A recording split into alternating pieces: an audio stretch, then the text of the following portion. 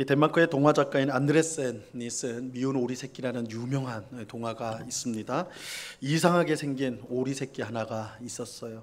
그 형제들은 다 이쁜데 이 미운 오리 새끼는 이상하게 생겼어요. 그래서 그 형제들이 이상하게 생긴 이 새끼, 계속 새끼가 하니까 하여튼 이상하게 생긴 이 오리 새끼를 왕따를 시켰어요. 쟤는 우리랑 다르다. 그래서 그러니까 이것도 하루 이틀이죠. 왕따 당하고 미움 당하니까 싫은 거예요. 그래서 가출을 했습니다. 집을 떠났어요. 근데 이제 집 떠나면 고생이에요. 온갖 힘든 어려운 일들을 다 경험했습니다. 그런데 세월이 지나서 이제 새로운 봄이 딱 왔는데 이 미운 오리 새끼에게 놀라운 변화가 일어났어요. 어느 날인가 날개짓을 하는데 하늘로 뜨는 거예요. 하늘을 날 수 있는 거예요. 그 깃털도 새하얗게 다 변해버렸어요. 새하얗게 돼버렸어요. 이 미운 오리 새끼가 깨달았습니다. 아, 내가 오리가 아니라 백조였구나. 백조였구나. 이걸 깨달았어요. 이 동화를 통해 오늘을 살아가는 성도인 우리 자신을 생각해 보았습니다. 우리가 혹 미운 오리 새끼처럼 이 세상을 살고 있지는 않은가 하는 생각입니다. 미운 오리 새끼 이야기에서 모든 불행은 이 미운 오리 새끼가 자기가 누구인지를 몰랐다는 데에서 시작합니다. 미운 오리 새끼가 다른 오리 새끼들로부터 미움을 받고 왕따를 당했던 것은 그 이유는 달랐기 때문이에요. 생김새가 다르고 뭐 다 달랐어요. 오리 새끼의 기준에서 볼 때 백조 새끼는 완전히 다를 수밖에 없는 것이죠. 완전히 다른 종류니까요. 그런데 백조 새끼가 자신을 오리 새끼라고 생각하니까 미운 오리 새끼가 된 것입니다. 오리 입장에서 보면 백조는 미운 오리일 수밖에 없는 것이죠. 성도가 세상을 살면서 왜 힘들고 또 실망스럽고 괴로울 때가 많은 걸까요? 이 많은 경우 우리가 미운 오리 새끼처럼 살기 때문입니다. 다시 말하면 우리는 하나님의 자녀인데도 불구하고 하나님을 알지 못하는 세상 사람들의 기준을 가지고 자신을 바라보는 것입니다. 하나님을 알지 못하는 세상 사람들은 어떤 기준을 가지고 세상을 살아갑니까? 그들에게 이 세상을 살 때 성공의 기준, 내가 잘 살았다 하는 기준은 뭐예요? 우리가 흔히 말하듯이 돈, 권력, 명예 이런 것들 아니겠습니까? 많은 돈을 버는 것, 높은 지위를 얻는 것, 이제 또 강한 힘, 권력을 가지는 것, 이거는 세상에서는 성공의 가장 분명한 기준이 되는 것이죠.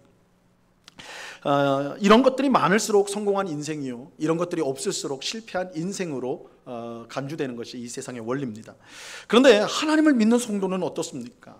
하나님은 우리의 인생을 무엇으로 평가하실까요? 분명한 사실은 하나님은 이 세상 사람들의 평가 기준과는 완전히 다른 기준으로 우리를 판단하신다는 것입니다. 세상 사람들은 돈을 많이 벌어 부자가 되면 성공했다라고 말을 합니다. 그죠? 우리도 주변에 어떤 사람이 사업을 하다가 그 사업이 잘 돼가지고 큰 돈을 벌게 됐다. 성공했네요. 우리 그렇게 말하잖아요. 돈 많이 벌면 성공했다고 그래요. 하지만 성경은 뭐라고 그래요? 낙타가 바늘귀에 들어가는 것만큼 부자가 천국에 들어가는 게 어렵다. 낙타가 바늘귀로 들어갈 일은 없으니까 부자는 천국 못 간다. 부자가 성공의 기준이 아니에요. 천국 못 가는 사람이에요. 하나님과 재물을 함께 섬길 수 없다. 또 돈은 일만 악의 뿌리다. 이게 성경의 가르침입니다. 성도에게 있어서 돈은 결코 성공의 기준이 될 수가 없는 것이죠. 이 권력이나 명예는 어떻습니까? 세상은 높아질수록, 그저 지위가 높아질수록, 명예를 많이 얻을수록 성공했다고 말하지만 주님은 오히려 거꾸로 말씀하세요. 자기를 높이는 자는 낮아질 것이고 자기를 낮추는 자는 높아지리라. 이렇게 말씀을 하십니다. 세상의 기준과 하나님의 기준은 완전히 다릅니다. 자, 그렇다면 하나님이 보시는 성도의 삶의 성공 기준은 무엇일까요? 하나님은 무엇을 보고 우리의 삶이 너 참 성공했다, 잘했다 이렇게 평가하시는 걸까요? 하나님의 성공 기준은 하나님의 말씀을 우리가 얼마나 잘 순종했느냐에 달려 있습니다. 하나님의 말씀에 순종하는 삶을 살았는가, 거기에 달려 있어요.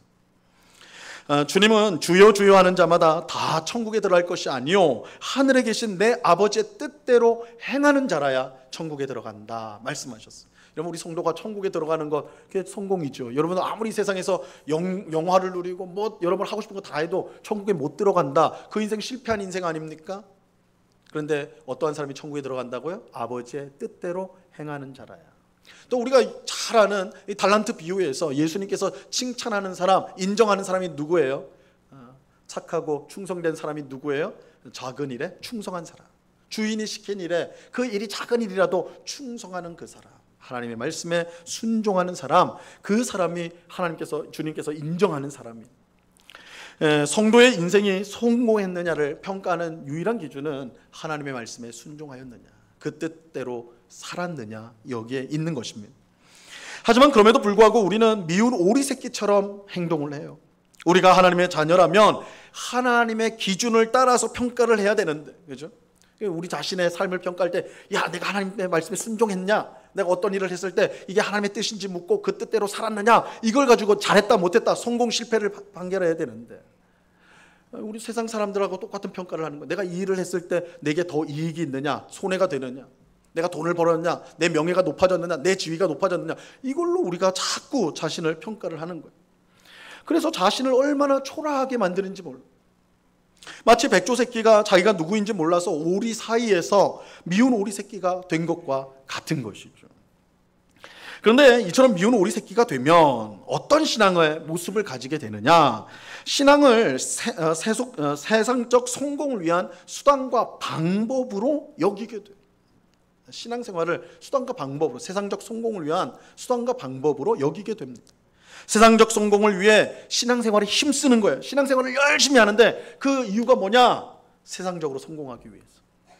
자신이 미운 오리 새끼라고 생각하기 때문에 다른 오리처럼 보이려고, 예쁘게 보이는 저 오리처럼 되려고. 우린 백조인데 그걸 모르니까, 오리인 줄 아니까, 그죠? 내가 못나게 보이니까 저 세상에 예쁜 오리처럼 돼야 되겠다. 그래서 신앙을 이용해서 하나님이라는 수단을, 방법을 이용해가지고 세상에 예쁜 오리처럼 되려고 하는 거예요.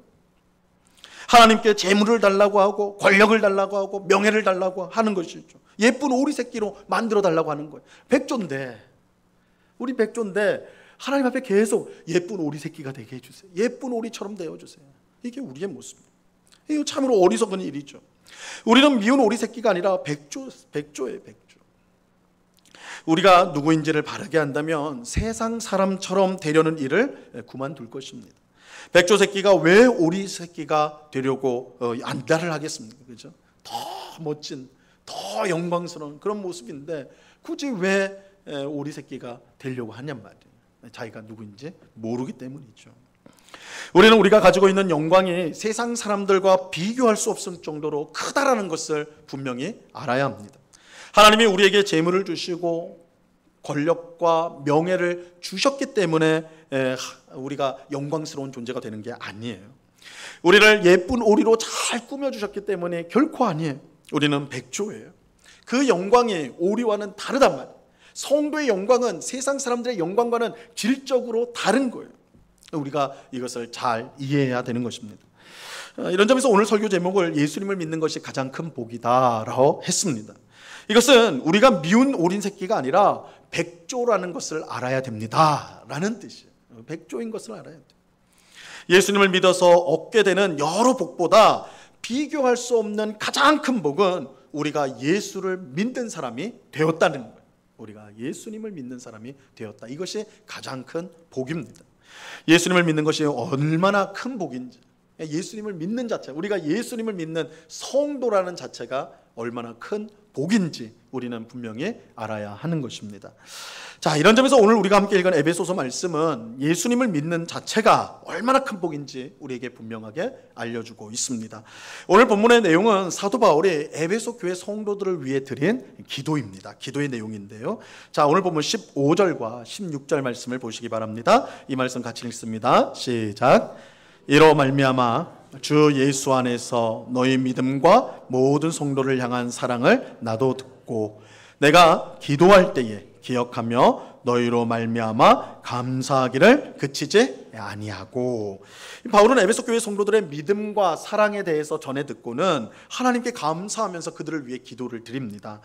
특별히 에베소 교회를 향한 바울의 기도는 아주 간절한 기도입니다. 왜냐하면 바울은 이 에베소 교회를 향한 특별한 애착을 가지고 있었어요. 물론 로마 교회, 고린도 교회, 데살로니가 교회, 바울이 다 개척한 교회 다 특별한 교회고 애착이 가는 교회지만, 특별히 이제 에베소 교회는 더 애착이 있다 할 수가 있는데, 그것은 이 에베소에서 머물면서 복음을 전한 기간이 굉장히 길어요. 3년 동안 그곳에 머물면서 복음을 전합니다.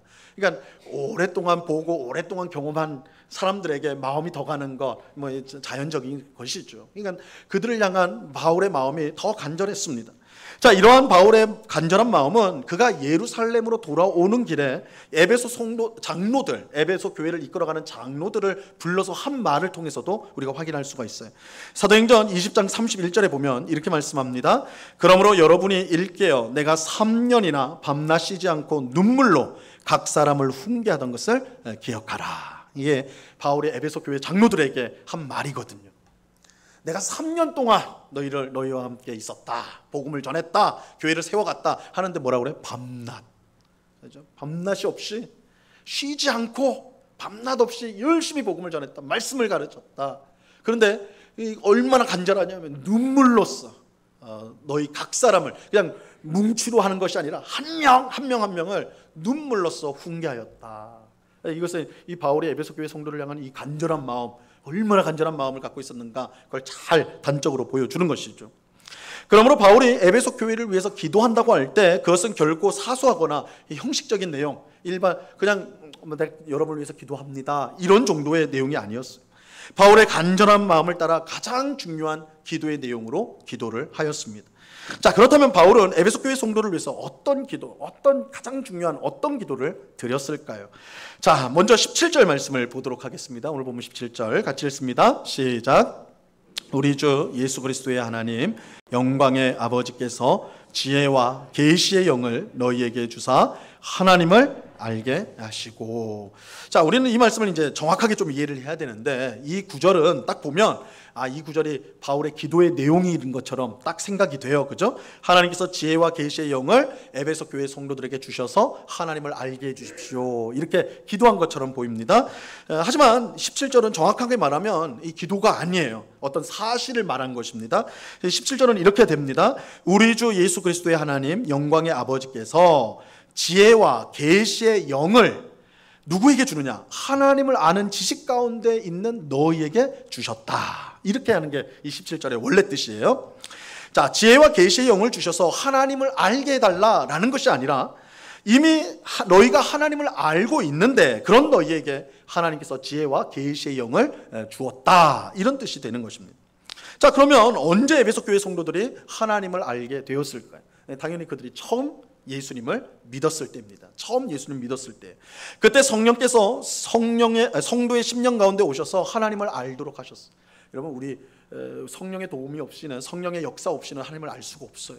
이건 전도해 보면 알아요. 전도하면 예수님 믿으면 구원받아, 얼마나 간단합니까? 내가 믿지를 못해요. 사람들 믿지 않습니다. 그러나 성령이 역사하시면 예수님이 당신을 위해서 십자가에서 죽으셨습니다, 그 말만 들어도 믿는 사람이 있어요. 전도해 보면 알아요. 저도 전도하다 보면 깜짝깜짝 놀랄 때가 있어요. 그렇게 말했는데 당신을 위해서 예수님 죽으셨어요. 그러면 그걸 믿는데요. 성령의 역사죠. 이 성령의 역사로만 오직 믿을 수가 있어요. 그런데 이 말씀은 처음 그때만이 아니라 지금도 하나님께서 지혜와 계시의 영을 주신다라고 말을 하고 있는 거예요. 여기서 이 지혜와 계시의 영은 성령님을 가리키는 것입니다. 지혜와 계시의 성령께서 처음 예수님을 믿었을 때만이 아니라 지금도 우리에게 하나님에 관한 깊은 진리를 알도록 하여 주십니다. 여러분, 하나님의 은혜와 영적 진리는요, 너무나 깊어서 단번에 다 알 수 있는 것이 결코 아닙니다. 여러분들이 어떤 소설이나 어떤 드라마 같은 걸 보면 진리를 찾는 사람들이 어느 순간에 딱 영감을 받든지 어떤 특별한 환상이라든지 이런 거 할 때 모든 걸 깨우치는 그런 모습들이 나와요. 그게 득도했다고 그러잖아요. 득도, 도를 얻었다, 깨쳤다, 이렇게 하는데 한순간의 깨달음, 이런 것들을 많이 말하는데, 여러분, 기독교의 진리는 이처럼 한순간에 깨달을 수 있는 것이 아니에요. 왜냐하면 기독교의 영적인 진리라는 것은 하나님과 우리 간의 인격적 관계 속에서 나오는 진리예요. 그래서 하나님을 알아가면 알수록 그 진리의 깊이, 영적인 진리의 깊이가 깊어지는 것입니다. 그러니까 그냥 어떤 사실이 갑자기 나한테 다 알려지거나 배워지는 것이 아니라 하나님을 알면 알수록 하나님과 동행하는 가운데, 또한 우리의 삶 속에서 하나님을 의지하고 믿음 가운데, 예배하는 가운데, 기도하는 가운데, 이런 삶 속에서 하나님과의 영적 관계가 깊어지는 거예요. 그래서 우리 그리스도인들은 마치 포도주 같은 것들을, 포도주를 숙성시킨잖아요. 그죠? 맛있는 포도주는 수십 년 되고 수백 년 되면 정말 그 맛이 연그는 것처럼 우리 성도에게도 그런 세월이 필요해요. 여러분들, 그래서 우리가 연세가 드신 우리 성도님들을 내가 나이 든 거에 대해서 너무 서글퍼하지 마세요. 연그는 거예요. 신앙이 연그러져 가는 겁니다. 물론 자신이 볼 때는 이게 연그러졌는지 썩는 건지 이게 참 헷갈릴 때가 있지만, 하나님께서 세월을 통해서 우리를 연그르게 만들어요. 그래서 우리가 연세가 드신, 오랫동안 신앙생활 하신 분들 앞에서 우리가 참 존경심을 갖는 것은 그 많은 세월, 오랜 세월, 여러 가지 시험과 어려움 속에서 하나님과 동행한, 하나님을 알아간 그것이 결코 헛되지 않고, 그것이 하나님을 아는 지식 가운데 계속해서 쌓여가는 거예요. 그래서 신앙이라는 것은 이 세월과도 연관이 되는 거예요. 한순간에 되지 않아요. 한순간에 어떤 체험, 내가 한 40일 금식을 몇 번 하면 되겠다, 아니에요. 그건 기독교 진리가 아니에요. 우리의 일상 속에서 하나님과 동행하고 하나님을 알아가는 가운데 차근차근 쌓여져 가는 것입니다. 그런데 이때 우리가 하나님을 알아간다고 할 때 지혜와 계시의 영이신 성령께서 빛을 비춰주셔야 돼요. 빛을 비춰주셔야 돼요. 우리는 이것을 성령의 조명이라고 불러요. 이 조명이라는 말은 빛을 비춘다는 것인데, 우리는 우리의 죄와 무지로 하나님을 알 수 없고 하나님의 말씀도 하나님의 뜻도 우리는 제대로 깨달을 수가 없습니다. 오직 지혜와 계시의 영이신 성령께서 우리에게 오셔서 죄와 무지 가운데 있는 우리에게 빛을 비춰 주실 때, 조명하여 주실 때 우리는 하나님에 관한 깊은 영적인 진리를 깨달을 수 있게 되는 거예요. 그러므로 우리는 성령의 조명을 늘 구해야 됩니다. 주의 진리를 깨닫게 해달라고 늘 강구해야 하는 것이죠. 바울은 하나님께서 지혜와 계시의 영이신 성령님을 에베소 교회 성도들에게 주셨다라고 지금 말하고 있는 거예요. 지혜와 계시의 영인 성령님을 너에게 주셨다라는 거, 주셨다. 자, 무엇을 위해 주신 것인가? 자, 이것이 바울의 기도의 내용인데요. 18절부터 19절까지 기도의 내용이 길게 나오는데, 사실 이 기도의 내용은 단 하나의 기도 내용이라고 할 수 있어요. 그것은 바로 예수님을 믿는 것이 가장 큰 복임을 에베소 교회 성도들이 깨닫게 해 주십시오. 바울의 기도 제목은 이거예요. 여러분들이 예수님을 믿었다는 것이 가장 큰 복이라는 것을 깨닫게 되기를 바랍니다. 이것이 이 기도의 제목이에요. 바울은 에베소 교회 성도들이 이것을 깨닫기 위해서 알아야 될 세 가지 사실이 있다라고 말씀하고 있습니다. 우리가 이제 이 세 가지에 대해서 우리가 차례로 살펴보도록 하겠습니다. 자, 첫 번째로는 성도들이 알아야 될 것, 에베소 교회 성도들이 알아야 된다라고 말하는 것은, 첫 번째는 그의 부르심의 소망이에요. 부르심의 소망. 그러니까 예수를 믿는 것이 가장 큰 복이다라는 것을 알기 위해서 우리가 이제 알아야 될 첫 번째는 그의 부르심에 대한 소망이에요. 자, 18절 말씀을 보시기 바랍니다. 18절 같이 읽습니다. 시작. 너희 마음의 눈을 밝히사 그의 부르심의 소망이 무엇이며 성도 안에서 그 기업의 영광의 풍성함이 무엇이며. 바울은 무엇보다 하나님께서 에베소 교회 성도들의 마음의 눈을 밝히사 그의 부르심, 즉 하나님의 부르심의 소망이 무엇인지 알기를 바란다 기도하고 있습니다. 예수를 믿는 것이 왜 가장 큰 복일까요? 그것은 예수님을 믿을 때에 우리에게 하나님의 부르심의 소망이 주어지기 때문입니다. 어떤 소망이냐? 성경은 우리가 예수님을 믿게 되었을 때, 즉 하나님의 부르심을 받게 되었을 때 엄청난 소망을 받게 된다라고 말하고 있어요. 이 엄청난 소망이 뭐냐? 바로 영생의 소망이에요. 영생의 소망입니다. 요한복음 3장 16절 말씀에 보면요, 그를 믿는 자마다 멸망하지 않고 영생을 얻게 하려 하심이라, 이렇게 말씀하고 있어요.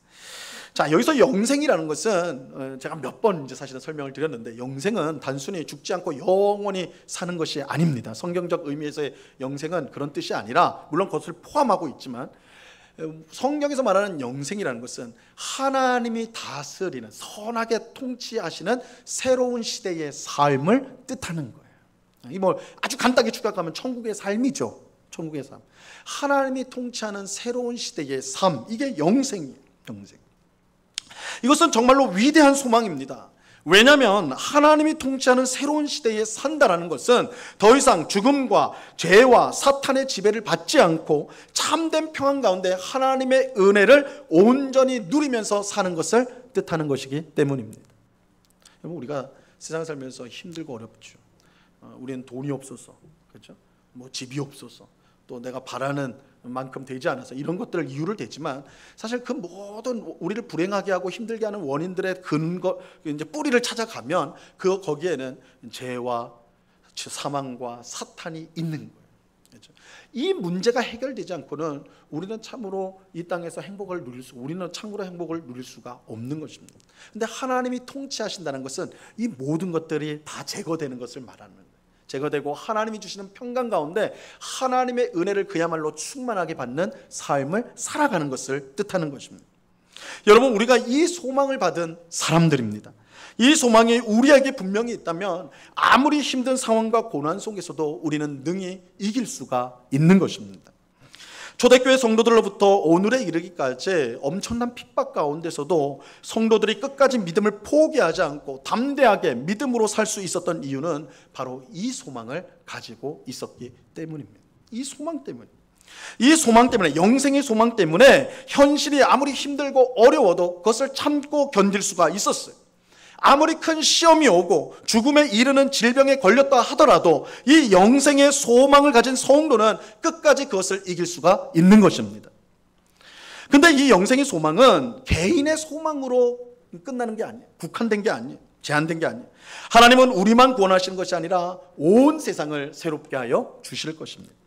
에베소서 1장 10절 말씀입니다. 이 말씀 같이 한번 읽어봅니다. 시작. 하늘에 있는 것이나 땅에 있는 것이 다 그리스도 안에서 통일되게 하려 하심이라. 여기서 이 만물이 그리스도 안에서 통일된다는 말, 이 말 굉장히 이제 중요한 말인데, 이 말은, 통일된다는 말은 그리스도께서 다시 머리가 되신다라는 뜻이에요. 머리가 된다는 것은 주님이 되신다는 거예요. 통치자가 되신다는 거예요. 머리가 되신다는 것은 죄로 인해 타락하고 무너진 세상이 온전히 새로운 머리이신 예수님으로 말미암아 새롭게 되어진다는 거예요. 원래 이 세상은 하나님께서 아름답게 창조하셨어. 완전한 질서 가운데 하나님 보실 때도 너무너무 좋았어. 그런데 죄가 들어오고 세상은 완전히 망가졌죠. 망가진 세상을 우리가 살기 때문에 이 세상이 온전하다는 것을 우리는 알지 못해요. 그런데 예수님께서 어떤 일을 하셨냐면 이 세상의 주님이 되어주셔서 세상에 처음 하나님께서 세상을 만드셨던 그 이상으로 복되게 모든 피조물들이 자기 자리에 있도록 주님이 되시는 거예요. 이것이 통일됐다는 말씀의 의미인 것입니다.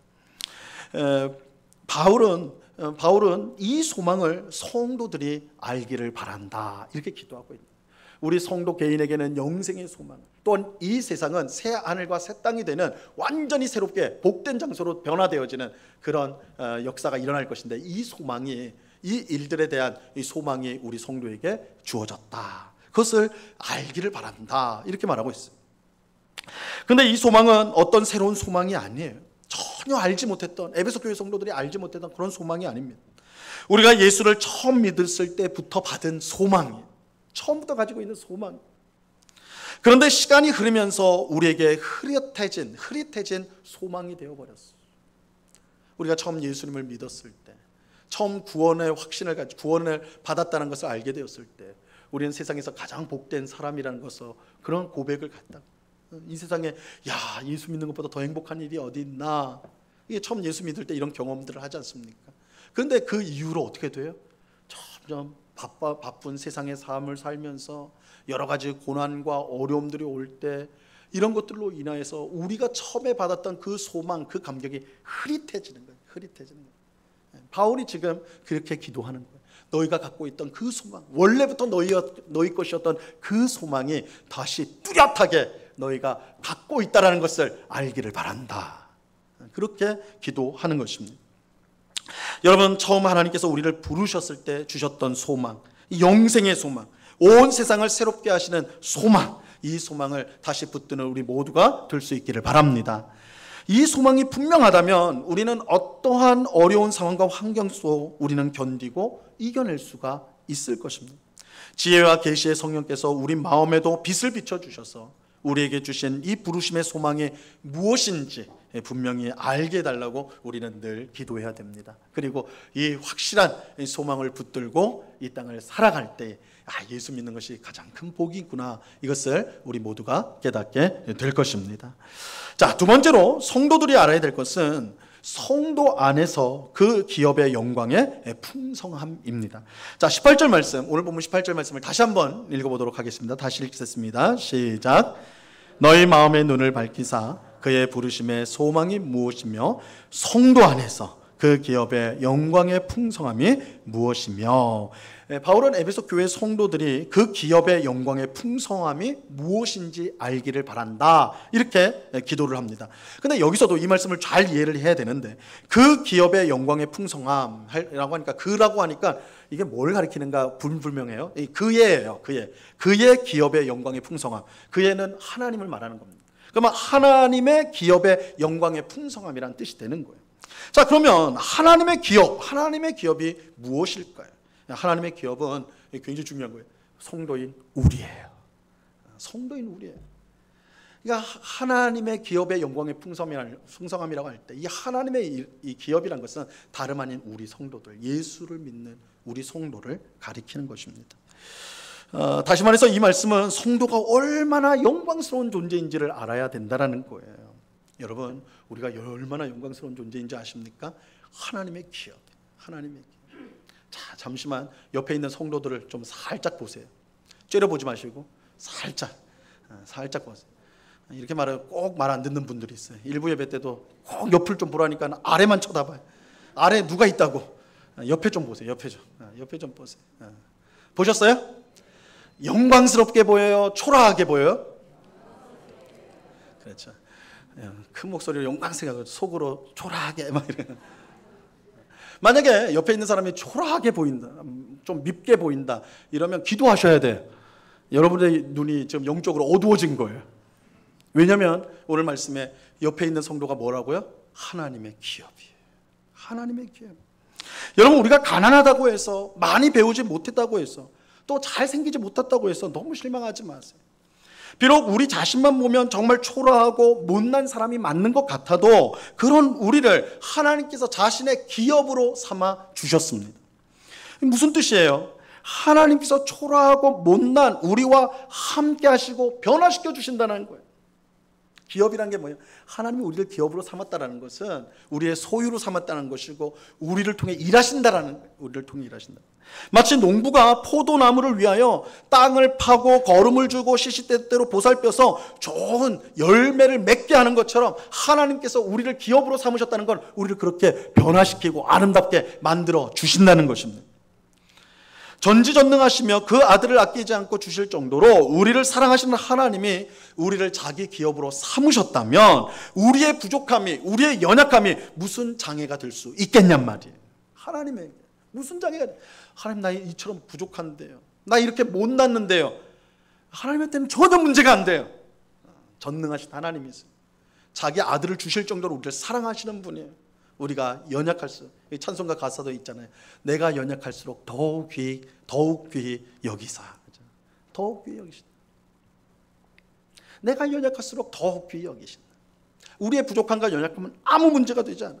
하나님은 반드시 우리를 자신의 아름다운 사람으로, 복된 백성으로 만들어 주실 것입니다. 이것이 예수님을 믿는 것이 가장 큰 복인 이유예요. 우리가 예수님을 믿게 되었을 때 우리는 하나님의 기업이 돼요. 기업. 영광이 풍성한 기업이에요. 하나님의 기업이기 때문에 그 자체로 영광스러운 거예요. 아무리 부족하고 아무리 못났어도 하나님의 손에 붙들리면 영광스럽고 존귀한 하나님의 사람으로 변화가 되는 것입니다. 이것이 예수를 믿는 성도인 우리에게 주신 가장 큰 복이에요. 세상적으로 좀 부족하더라도, 좀 불편하게 살더라도 그것 때문에 너무 실망하지 마세요. 자신의 부족함과 연약함 때문에 너무 좌절하지 마세요. 그리고 절대 포기하시면 안 돼요. 왜냐하면 우리는 하나님의 기업이기 때문에 하나님이 우리를 붙들고 계세요. 그러므로 실망할 때마다, 절망할 때마다 여러분 이 사실을 꼭 기억하시기 바랍니다. 나는 하나님의 기업이다.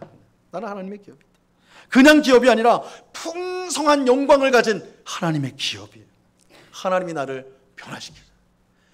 지금의 연약하고 못난 모습을 하나님이 변화시키세요. 가만두지 않으세요. 아름답게 변화시켜주세요. 하나님이 우리를 통해 또한 우리 가정을 변화시키실 거예요. 그러니까 여러분이 암담하다고 생각해요. 야, 이거 될까? 이거 변화될까?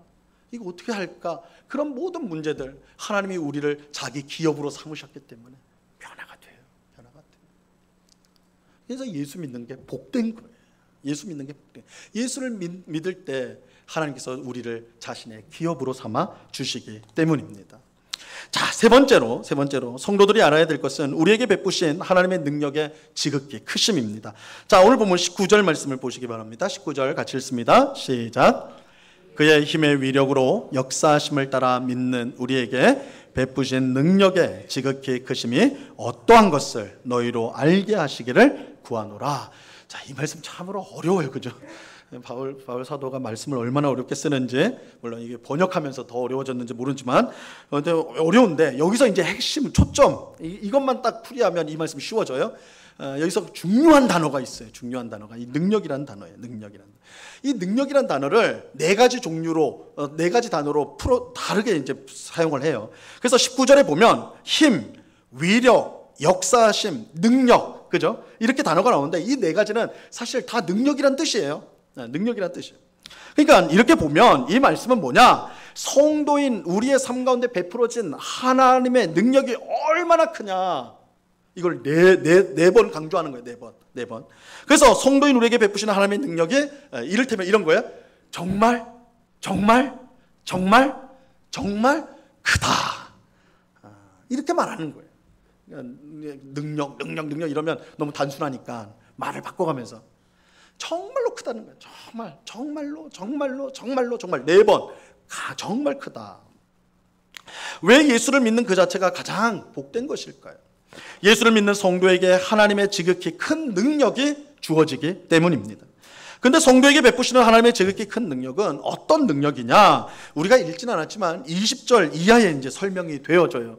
그 능력은 예수 그리스도를 죽은 자 가운데서 다시 살리시고 하나님 우편에 앉으시고 만물을 예수님의 발 아래 꿇어 복종하게 하시는 그 하나님의 능력을 뜻하는 거예요. 근데 이 놀라운 하나님의 능력이 예수님에게만 주어진 것이 아니라 예수를 믿는 우리에게도 주어졌다라고 지금 말씀하는 거예요. 우리가 이것을 믿는다면 바울이 빌립보서 4장에서 고백한 것처럼 우리도 똑같이 고백할 수 있을 거예요. 바울이 무슨 고백을 했느냐? 내게 능력 주는 자 안에서 내가 모든 것을 뭐 할 수 있다고요? 할 수 있느니라. 내가 모든 일을 할 수 있느니라. 우리가 이제 좋아하는 구절 아닙니까? 내게 능력 주는 자 안에서 내가 모든 일을 할 수 있느니라. 물론 이 말씀은 내가 예수님만 믿으면, 하나님만 믿으면 내가 원하는 대로 내 마음대로 살 수 있다, 그런 뜻은 아니에요. 그런 뜻으로 쓴 말씀은 아니에요. 내가 어떤 형편에 있든지 상관없이 하나님의 능력으로 항상 만족하고 기뻐할 수 있다는 거예요. 그러니까 편안하고 좋은 상태뿐만 아니라 고난이 겹겹이 밀려오고 억울한 일을 당하고 그죠? 답답한 일을 당해도 내게 능력 주는 자 안에서 내가 모든 걸 할 수 있다. 그 안에서도 나는 만족하고 기뻐할 수 있다. 이런 고백이에요. 바울이 빌립보서를 쓸 때 경험했던 것이 바로 이 하나님의 능력입니다. 여러분, 빌립보서의 별명이 기쁨의 편지예요. 기쁨의 편지. 그 이유는 빌립보서가 4장인데 이 기쁨과 관련된 단어가 16번이 나와요. 그러니까 비율로만 따지면 각 장마다 4번이에요. 4번. 그죠? 4, 4, 16이니까 4번씩 나와요. 그만큼 각 장마다 기뻐해라 계속 말씀하고 있는 거예요. 그래서 기쁨의 편지라는 별명이 붙었는데, 근데 참 아이러니하게도 이 편지를 쓰는, 기쁨의 편지를 쓰는 바울의 상황은 전혀 기뻐할 수 없는 상황이었습니다. 바울은 로마 감옥에 갇혀서 이 편지를 썼는데 이때 바울은 재판을 기다리고 있었어요. 근데 이 평범한 재판이 아니에요. 이 재판의 결과는 사형이든지 아니면 무죄 석방이든지 둘 중에 하나밖에 없어요. 그러니까 목숨이 걸린 재판이었어요. 목숨이 걸린. 바울은 내가 이번 재판으로 죽을 수도 있겠구나 이렇게 생각하고 있었어요. 그래서 빌립보서 1장에 보면 유명한 말씀이죠. 내게 사는 것이 그리스도니 죽는 것도 유익합니다. 이렇게 써요. 이 말은 뭐예요? 내가 죽을 수 있다. 그걸 알리는 거예요. 내가 지금 죽을 수도 있다. 근데 그거 죽는 거 두렵지 않다. 나는 그것도 내겐 유익한 일이다. 내가 그리스도 안에 있기 때문에. 바울이 그렇게 쓴 거거든요. 바울은 죽음 앞에 놓여져 있었어. 두렵죠. 떨리는 상황 아닙니까? 그런데요, 바울은 전혀 흔들리지 않았어. 오히려 빌립보 교회 성도들에게 기뻐하라고 말을 해요. 성도들에게 기뻐하십시오. 말할 뿐만 아니라 나도 기뻐한다. 나도 기뻐한다. 이렇게 말하고 있습니다. 어떻게 그럴 수가 있는가? 하나님의 놀라운 능력이 그 속에서 역사하고 있기 때문에. 하나님의 능력이 역사하고 있기 때문에. 예수님을 믿는 우리에게 하나님의 놀라운 능력이 주어졌다는 사실을 우리는 믿어야 합니다.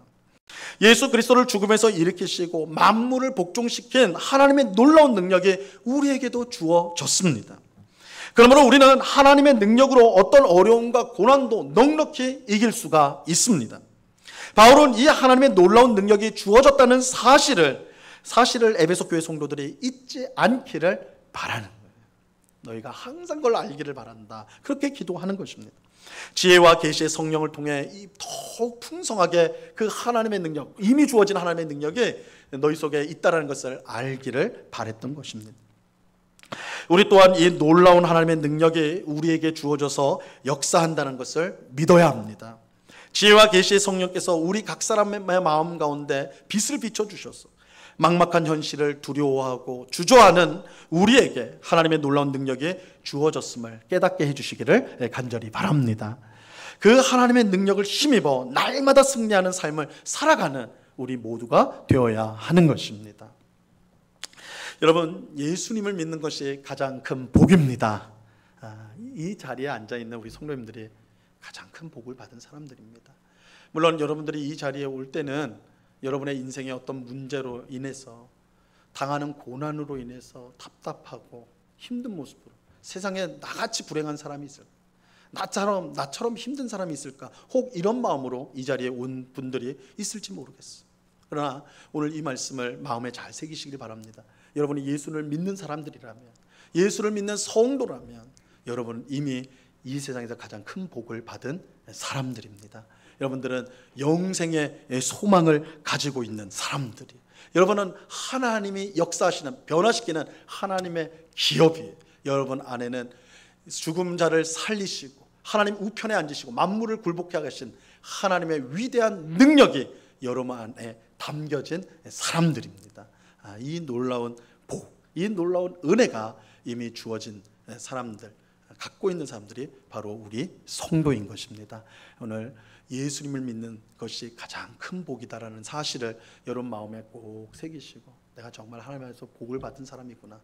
그래서 여러분들은 힘들고 어려울 때, 그것은 여러분들이 하나님의 기업이 아니라서, 여러분의 소망이 빼앗겨서 하나님이 더 이상 능력이 없어서 그런 것이 아니라 여러분이 잊어버린 거예요.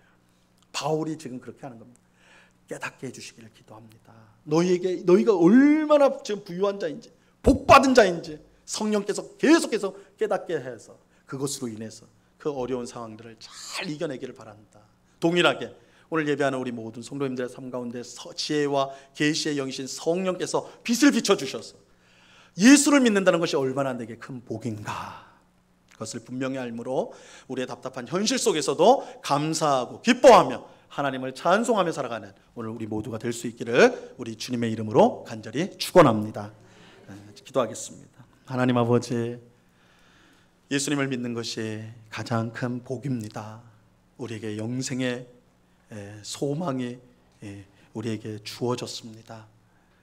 정말로 멸망할 수밖에 없는 우리들, 정말 아무 소망이 없는 우리들에게 하나님이 통치하시는 새 시대의 새 하늘과 새 땅의 소망이 우리에게 주어졌고 온 세상이 변화되는 그런 놀라운 소망이 우리에게 주어졌습니다. 이 소망을 흐릿하게 하지 않고 잊지 않고 늘 기억하면서 모든 고난을 이겨내겠는 저희들 되게 하여 주옵소서. 우리 자신에게 실망될 때마다 우리가 하나님의 기업이라는 이 사실을 분명히 깨닫게 하여 주시옵소서. 또한 죽은 자를 살리시고 또한 하나님 우편에 앉으시며 또한 만물을 굴복하게 하신 그 하나님의 위대한 능력이 우리에게도 있음을 알게 하셔서 그 능력으로 말미암아 도무지 기뻐할 수 없는, 도무지 즐거워할 수 없는 상황 속에서도 찬송하고 기뻐하며 즐거워하는 만족하는 삶을 살아가는 우리 모두가 되게 하여 주시옵소서. 예수를 믿음으로 우리가 복받았음을 깨닫고 늘 주님을 찬송하며 우리의 믿음의 길을 힘있게 전진해가는 주의 백성들이 다 될 수 있도록 역사하여 주시옵소서. 감사하며 예수님의 이름으로 기도드리옵나이다. 아멘.